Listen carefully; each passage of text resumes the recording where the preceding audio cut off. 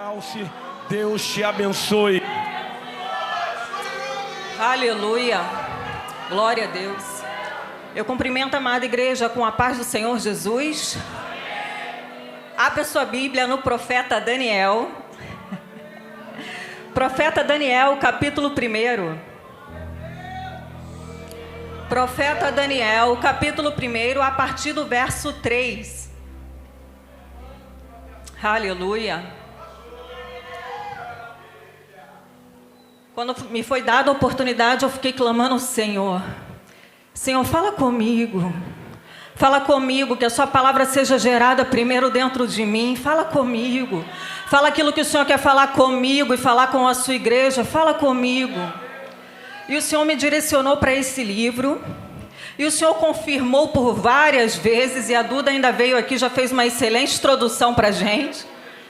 Então preste atenção naquilo que o Senhor tem para falar conosco, tem para falar para a sua igreja. Ele vai continuar falando, ele tem falado já durante esses dias. Quem veio de manhã se alimentou bastante, então fique atento ao que o Senhor quer falar. Daniel, capítulo 1, a partir do verso 3. Depois o rei ordenou a Aspenaz, chefe dos seus eunucos, que trouxesse algum dos filhos de Israel, tanto da linhagem real como dos nobres, jovens sem nenhum defeito, de boa aparência, sábios e instruídos, versados no conhecimento e que fossem competentes para servir no palácio real, e que Aspenaz lhe ensinasse a cultura e a língua dos caldeus. O rei determinou que eles recebessem uma alimentação diária, tirada das finas iguarias da mesa real e do vinho que ele bebia. Os jovens deveriam ser educados ao longo de 3 anos, e ao final desse período passariam a servir o rei. Entre eles se achavam Daniel, Ananias, Misael e Azarias. Podeis assentar, meus amados irmãos.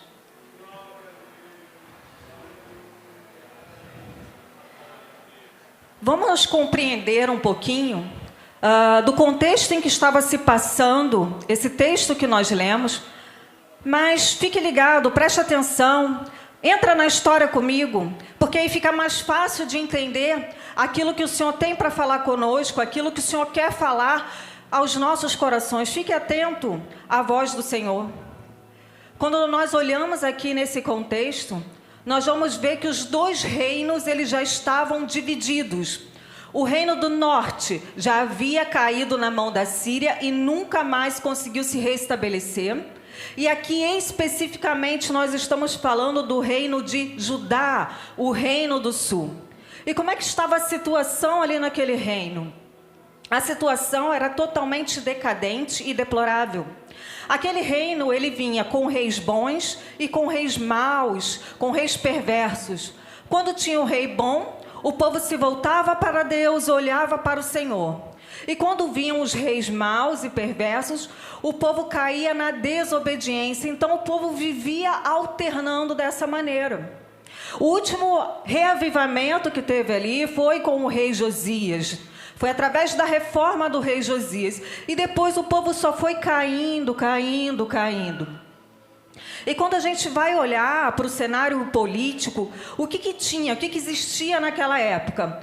Existiam 2 grandes potências. A gente vai ver que existia a Síria e o Egito.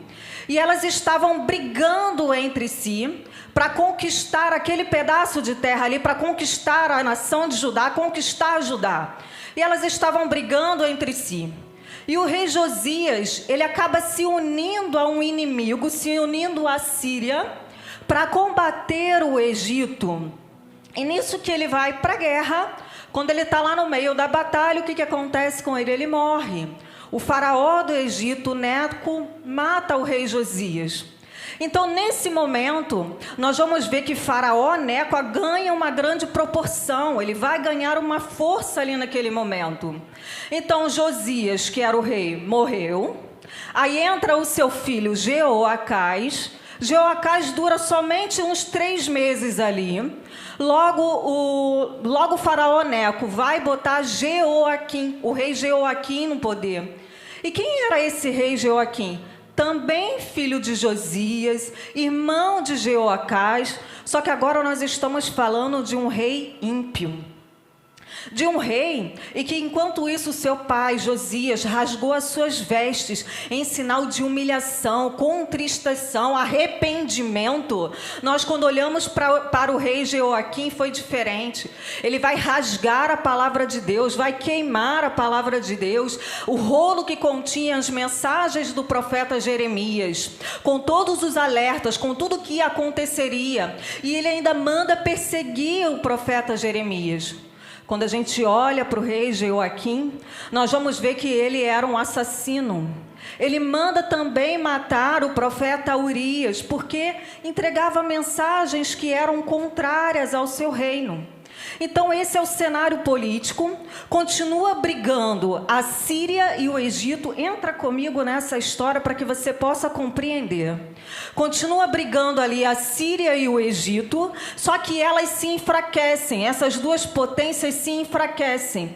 Então cresce uma potência ali, vai crescer a potência da Babilônia.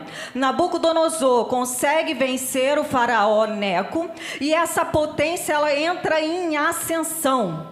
Então este era o cenário político dessa época. Nós vamos ver a Babilônia como uma grande, como forte. E o cenário espiritual, o povo estava em total decadência. Eles não queriam saber da palavra de Deus. Mandava-se profetas para alertar, para falar sobre o que poderia acontecer se o povo não se arrependesse, mas o povo não queria se arrepender. O povo não queria se humilhar. Então este era o cenário. Cenário espiritual, total decadência. Cenário político, Babilônia como uma grande ascensão de poder. E aí quando a gente olha lá para o capítulo 1 de Daniel, o versículo 1 e 2 vai dizer: no ano 3º do reinado de Jeoaquim, rei de Judá, Nabucodonosor, rei da Babilônia, veio a Jerusalém e a sitiou, a cercou. E o Senhor entregou nas mãos dele Jeoaquim, rei de Judá, alguns dos utensílios também da casa de Deus. Nabucodonosor levou esses utensílios para a terra de Siná, que também é o outro nome para a Babilônia, para o templo de seu Deus, e pôs na casa do tesouro do seu Deus.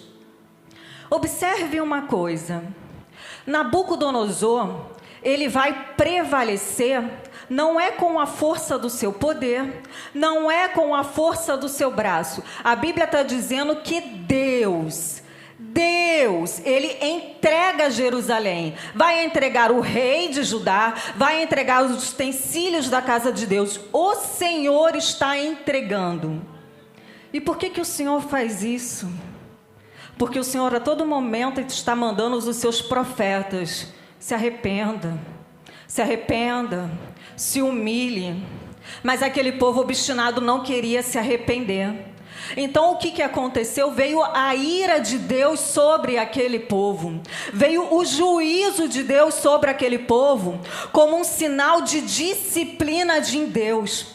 Entenda uma coisa, meu amado: Nabucodonosor está sendo utilizado como um instrumento de Deus. Embora ele fosse ímpio, o Senhor está colocando ele ali como um instrumento de Deus. Para quê? Como uma vara para corrigir o seu povo, que estava perseguindo os profetas e não queriam se arrepender, não queriam se voltar para a palavra de Deus. E o que aconteceu lá naquela época não é um privilégio exclusivo daquela época. O Senhor está dizendo para mim e para você: se a gente não se arrepender dos nossos maus caminhos, Ele também vai mandar o juízo dele sobre a nossa nação. E nada foge ao controle dele. Entra rei e cai rei, quem manda é Ele. É sempre assim. Santificai-vos. Santificai-vos. O Senhor está enviando profeta nas igrejas. O Senhor tem avisado através da sua palavra, mas muito tem preferido não dar ouvidos. Mas nessa noite o Senhor está falando: santificai-vos. Se arrependa. Se arrependa do seu mau caminho.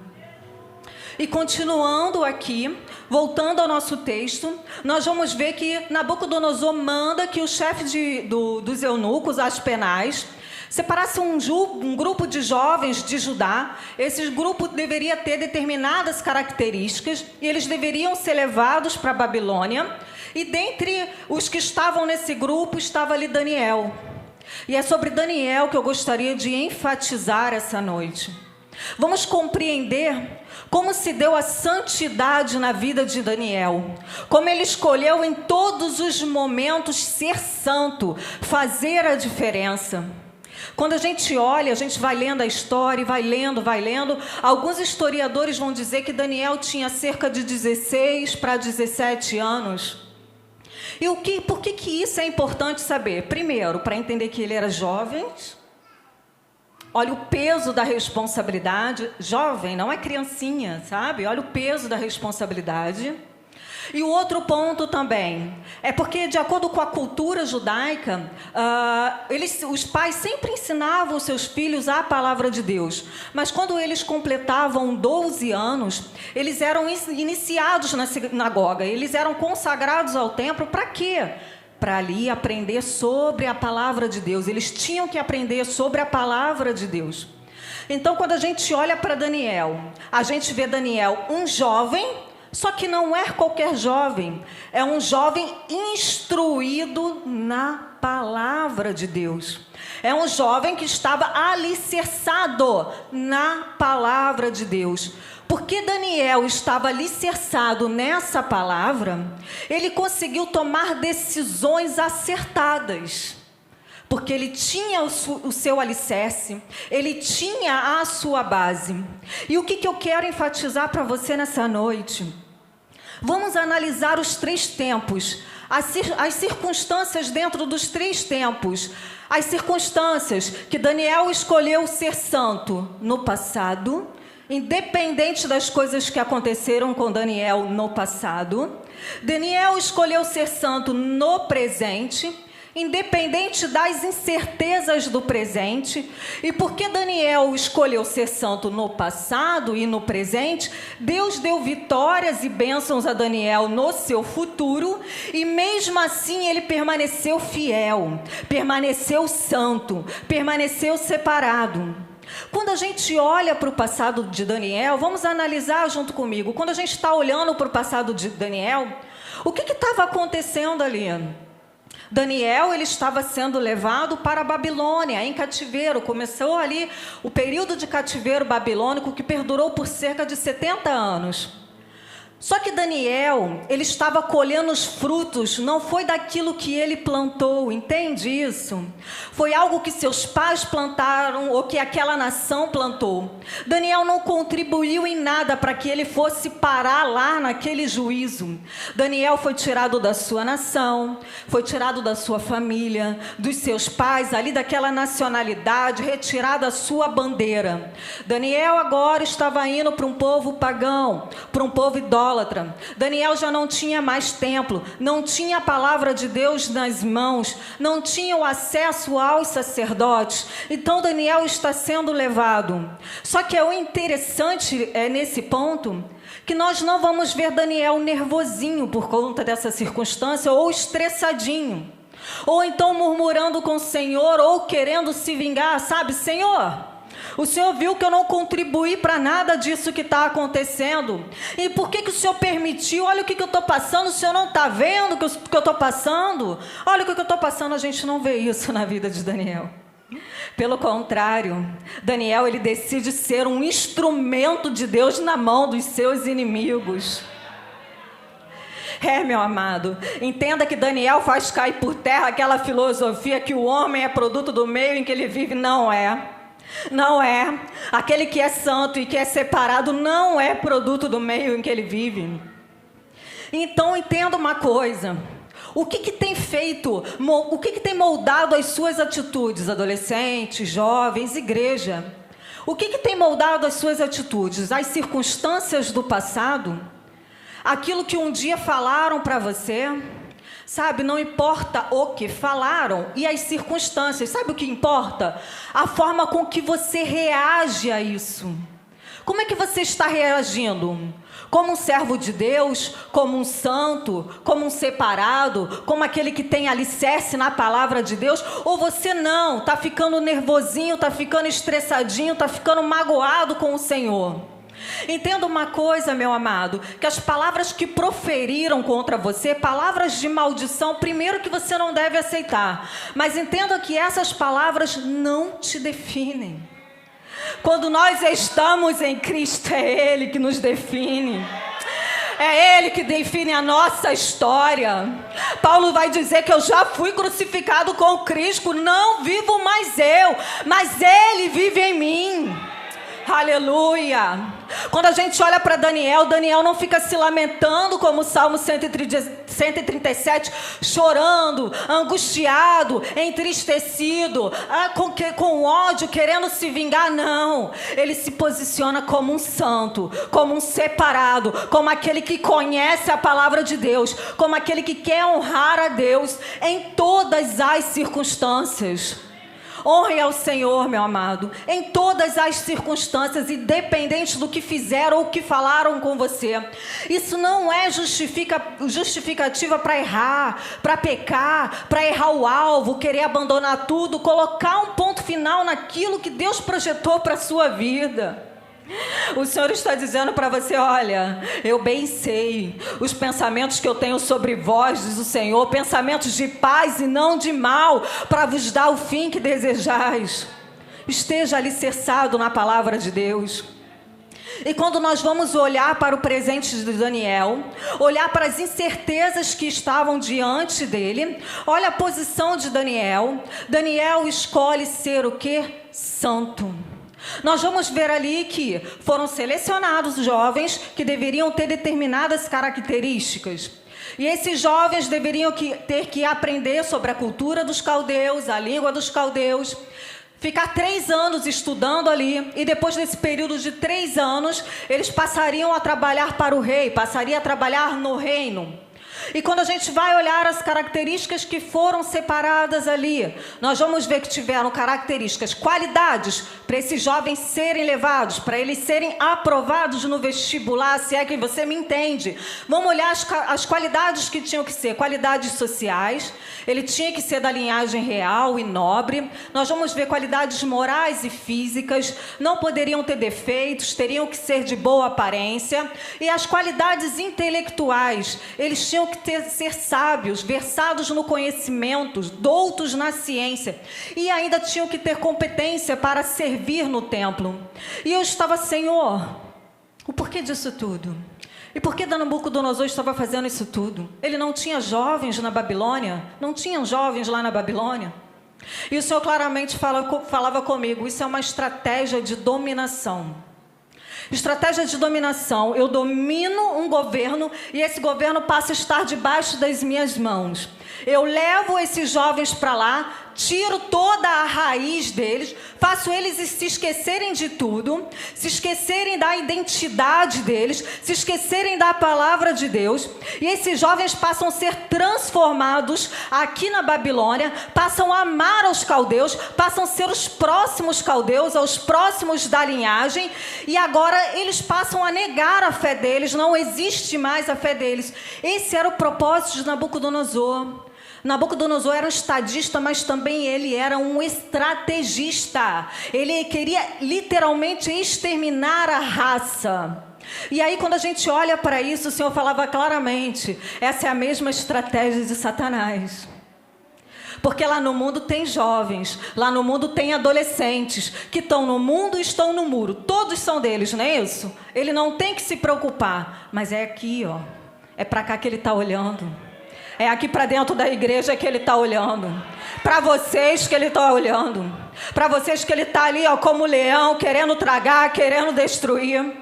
E por isso que a todo momento são oferecidos pratos suculentos. Para quê? Para saciar a carne. Para você ressuscitar aquela sua natureza adâmica e colocá-la em prática. Mas o Senhor está dizendo para você nessa noite: ei, não troque a sua primogenitura por um prato de lentilha. Eu tenho mais para realizar na sua vida. Cuidado! Esteja vigilante, porque ele não está brincando.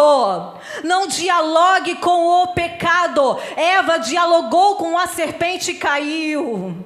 Vigie, fuja da aparência do mal.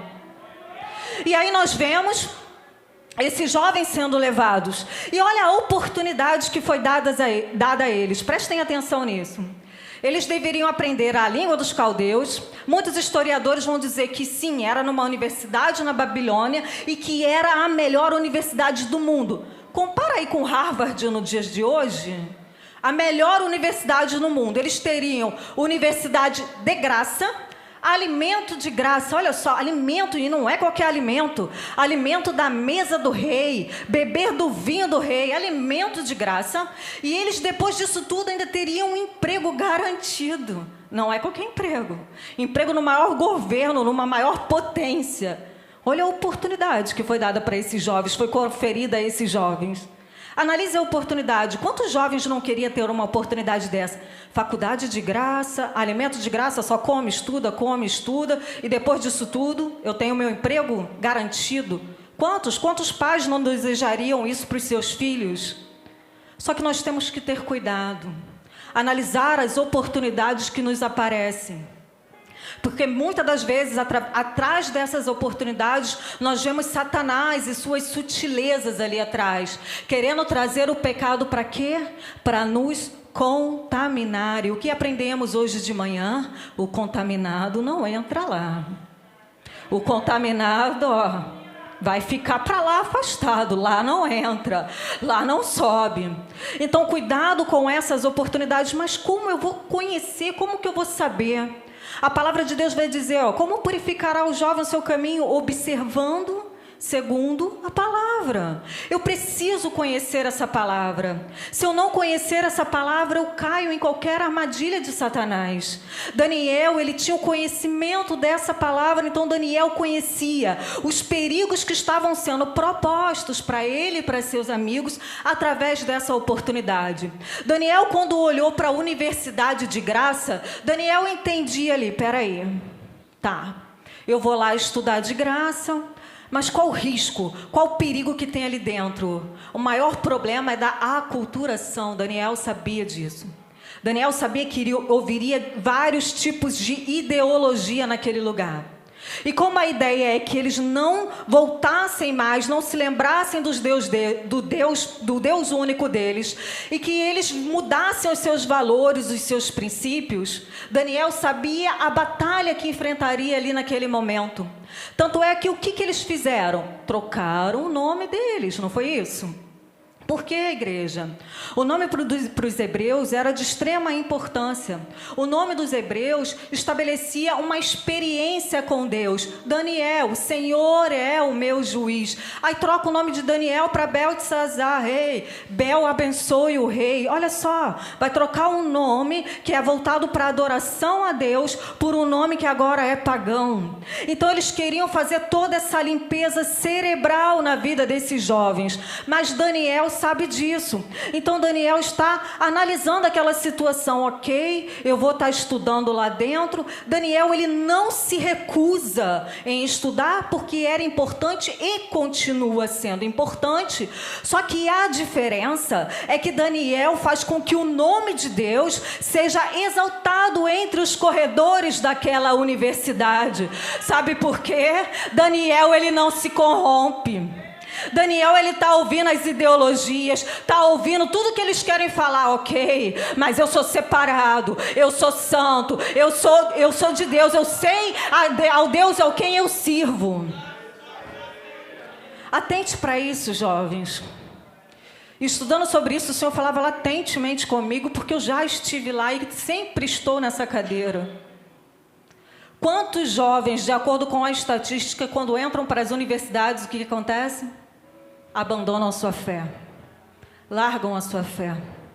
Mas sabe quais são esses jovens?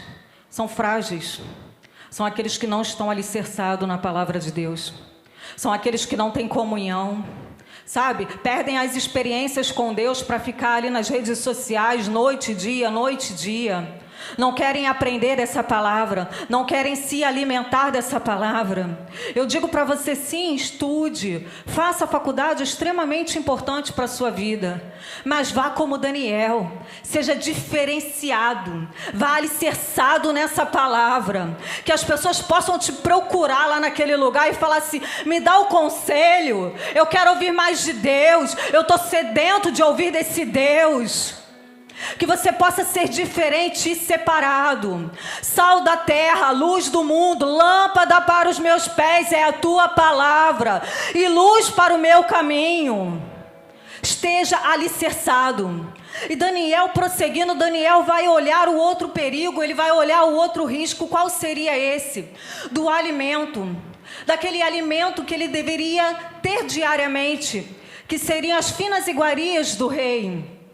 Mas sabe qual era o problema daquele alimento? Que aquele alimento era oferecido a seus deuses pagãos. E Daniel não queria se contaminar. Daniel sabia que sentar àquela mesa e comer daquele alimento seria prestar um culto aos deuses pagãos. Agora preste atenção comigo. Se fosse nos dias de hoje, quantos iam falar assim, que isso, Daniel? Você está sendo muito radical. Que isso? O senhor não mandou, o rei não mandou você comer disso? Come disso, ó, ele vai te matar se tu não comer. Não, ó, você pode comer isso aí, porque depois você vai entrar lá dentro, vai pregar a palavra de Deus lá dentro. Ei, luz e trevas não combinam, tá? A gente não pode errar e pecar com justificativa de dizer que está adorando ao nome do Senhor em determinado lugar. Isso não existe. Não combina. Você tem que ser separado e santo. Então Daniel, ele tinha convicção que ele não podia se contaminar. Ele tinha convicção que aquele alimento ele não podia comer. Mas é o interessante que nos dias de hoje, como existem várias ideologias, vários modismos, um evangelho mais facilitado. Então as pessoas estão abrindo essas concessões, essas pequenas brechas, começa assim pequenininha, essas pequenas brechas. Daniel, ele não mensura o tamanho do erro, entende isso? Ele não está analisando, é pecadinho, pecadão, ninguém vai perceber, todo mundo faz, eu faço também, ó, que todo mundo faz, ninguém nem vai perceber. Daniel não está analisando isso. Daniel está analisando a condição dele com o Senhor. Eu preciso ser santo, eu preciso ser separado, eu não posso me contaminar. E se eu preciso ser santo, nos dias de hoje estão achando que não tem nada a ver ter a vida baseada em horóscopo. Ei, a sua vida tem que estar baseada na palavra de Deus.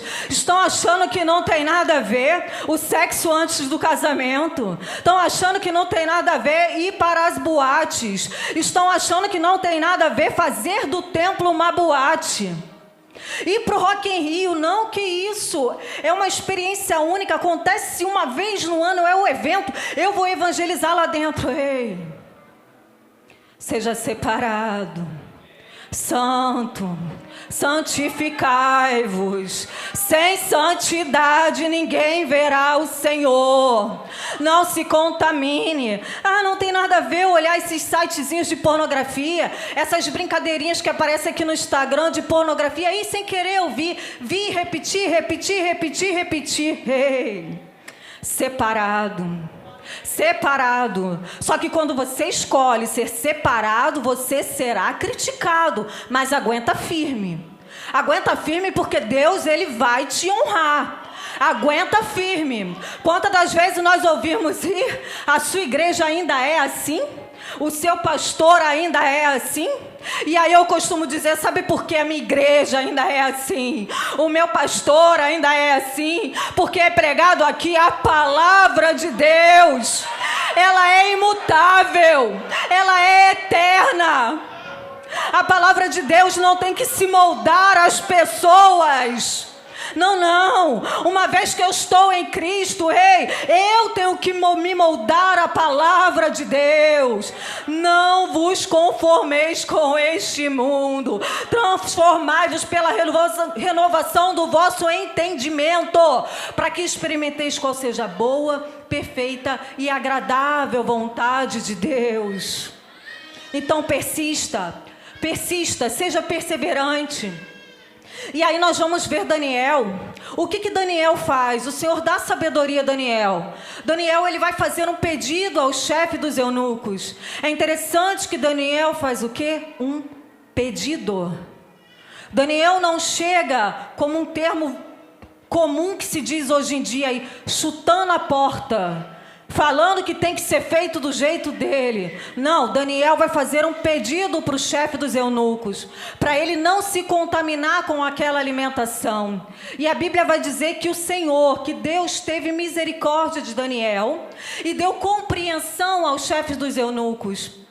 Embora o chefe dos eunucos falasse ali naquele momento: olha, Daniel, eu tenho medo de te deixar comer legumes e beber água. O rei vai perceber a diferença, o rei que mandou, eu posso perder a minha cabeça. Mas Daniel, com toda a sabedoria do mundo, chega para o chefe dos cozinheiros: vamos fazer um teste. Vamos fazer aí uma experiência de 10 dias, e no final desses 10 dias a gente avalia o que vai dar. Aí observe uma coisa nesse ponto. Daniel, ele faz um pedido. A santificação, Daniel, ele está num processo de santificação. A santificação não faz com que Daniel faça com que alguém perca a sua cabeça. Não faz com que Daniel pise em alguém. O processo de santificação na minha e na sua vida é individual. Somos nós com Deus. Eu não posso usar aquilo que o Senhor tem feito na minha vida, tem transformado na minha vida, para pisar em alguém, para ficar comparando a minha vida com alguém. Não. Somos nós com Deus. O que a Bíblia vai dizer lá em Hebreus 12, 14, que já foi falado várias vezes? O quê? Segui a paz com todos e a santificação, sem a qual ninguém verá a Deus. Começa como?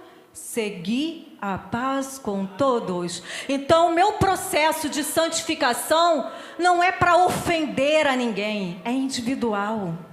E quando nós olhamos aqui, nós vamos ver que o Senhor teve misericórdia de Daniel. Preste atenção na misericórdia. Daniel, ele não peca e pede misericórdia. Não. O Senhor concede a misericórdia a Daniel para que ele não se contaminasse daqueles alimentos. O que eu quero trazer com isso para você? Me entenda. A misericórdia, ela está ligada diretamente com a salvação. A misericórdia é o quê? O Senhor nos tira do inferno. Merecíamos o inferno. Ele nos tira do inferno. E a graça, ela nos leva para o céu. Então, a misericórdia é para quê? É para que eu e você, como pecadores, entendamos que nós temos que nos arrepender. E não fazer da misericórdia um pretexto para continuar pecando, usando a palavra misericórdia como se fosse um amuleto. Peca, misericórdia, Senhor. Peca, misericórdia, Senhor. E o mesmo erro, peca, misericórdia, Senhor. Não. Misericórdia ligada à salvação. A misericórdia não é para te sustentar no pecado, não. A misericórdia é para que você se arrependa dos seus maus caminhos.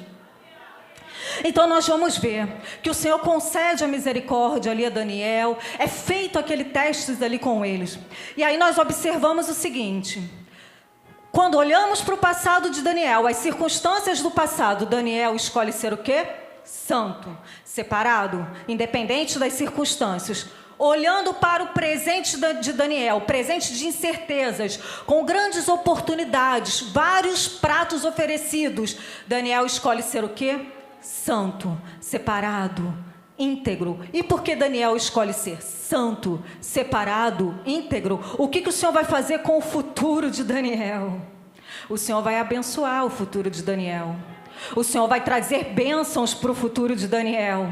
Quando a gente olha aqui, quando acaba essa experiência de 10 dias, quando eles vão analisar Daniel e os outros jovens, o que eles analisam? O que eles observam?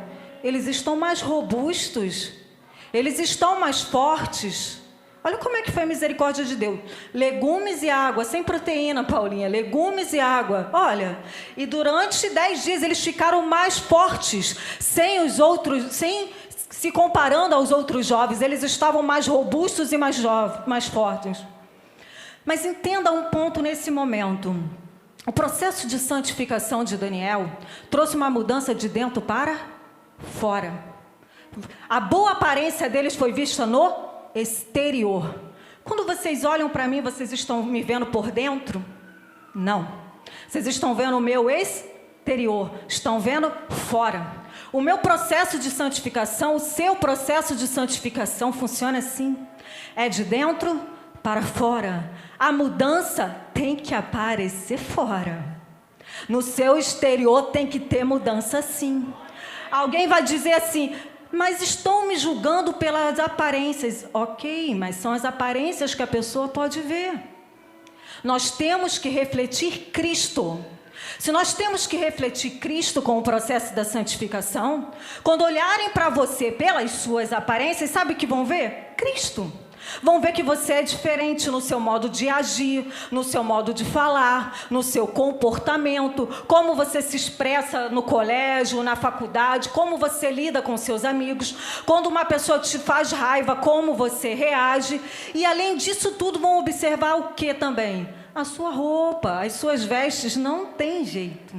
Você pode não concordar com isso, mas vão analisar as suas roupas, as suas vestes. Paulo vai dizer, ei, vós sois a carta de Cristo. Valorize isso. Seja testemunha aonde quer que você colocar a planta dos seus pés. Você tem que ser o bom perfume de Cristo. O que é um bom perfume?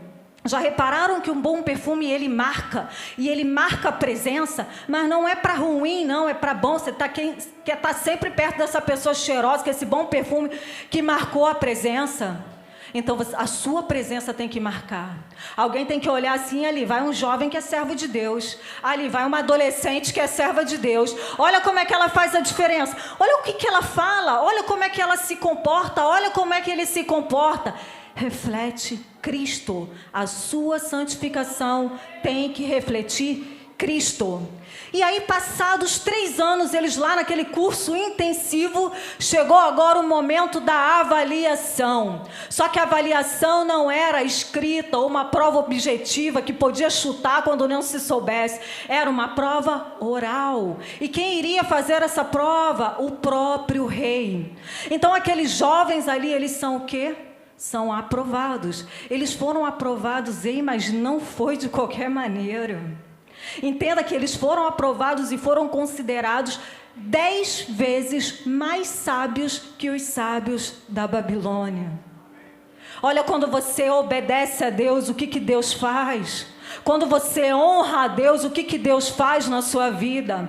Olha a bênção, correndo atrás de você, quando você levanta a bandeira de Cristo e faz a diferença aonde quer que você esteja.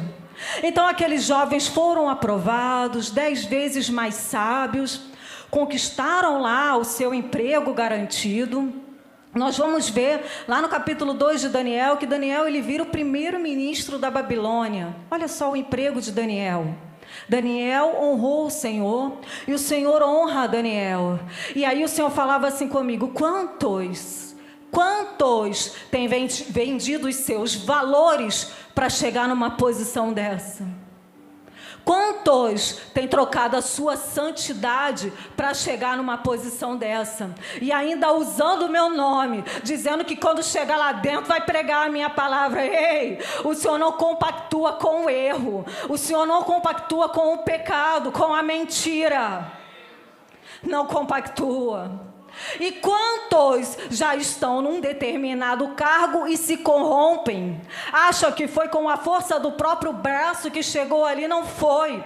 O Senhor está dizendo para você nesta noite, não foi. Ai de você se eu não te colocasse lá. Eu tenho um propósito na sua vida lá.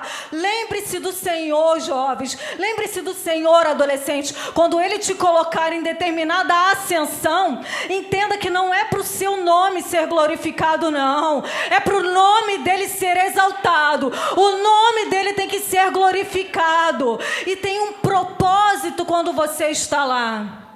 E para concluir, o versículo 21 vai dizer que Daniel permaneceu até o 1º ano do reinado de Ciro. Olha só, Daniel atravessa todo o período de 70 anos do cativeiro babilônico, fiel a Deus. Babilônia cai, Daniel continua de pé, fiel a Deus. cai rei, levanta rei, cai rei, levanta rei. E Daniel, fiel a Deus. Daniel entra jovem e envelhece na presença de Deus sendo fiel a Deus. Daniel, ele começa bem e termina bem. Daniel carregava os seus princípios em todo momento. Daniel olha para o seu passado, permanece fiel. Olha para o seu presente, permanece fiel. E no seu futuro, permanece fiel a Deus. Daniel entrega a sua vida, se possível for, para continuar sendo fiel ao Senhor. Jovens, seja fiel ao Senhor. Adolescentes, sejam fiéis ao Senhor. O Senhor está clamando a santidade, fidelidade, integridade, ser separado. Sabe por quê? Porque antes de você nascer, Ele já te conhecia. Você não foi um acidente, não, como muitos vão dizer, não. Projeto de Deus, plano de Deus. Antes de você nascer, Ele já te conhecia. Ele te santificou para enviar às nações como profeta. Valorize isso. Em nome de Jesus, valorize isso. Aleluia. Essa foi a palavra que o Senhor colocou em nossos corações. Esteja separado, faça a diferença. Segui a paz com todos e a santificação, sem a qual ninguém verá o Senhor. Eu agradeço a minha oportunidade, em nome de Jesus. Aleluia. Serei fiel, precioso Jesus.